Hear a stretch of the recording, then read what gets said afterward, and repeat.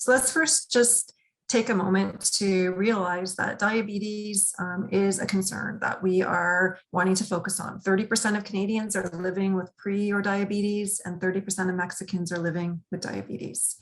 And we know nutrition is pretty core to managing and preventing diabetes. It's definitely part of the practice guidelines, and it's really important.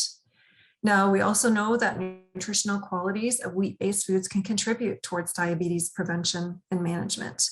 Whole grains, dietary fibers, and indeed wheat-based foods that are higher in whole grains and dietary fiber do have a low glycemic index.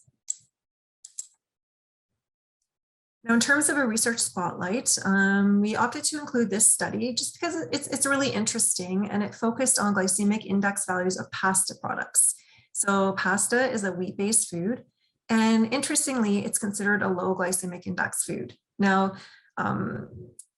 as Sue mentioned in the comments, a lot of the complexity can come in how you cook the pasta, but we're just going to focus on the pasta itself right now, and recognizing that the compact structure of pasta actually protects the gluten from being broken down, and that intact gluten network interacts with the starch in terms of reducing its breakdown as well and slowing glucose absorption.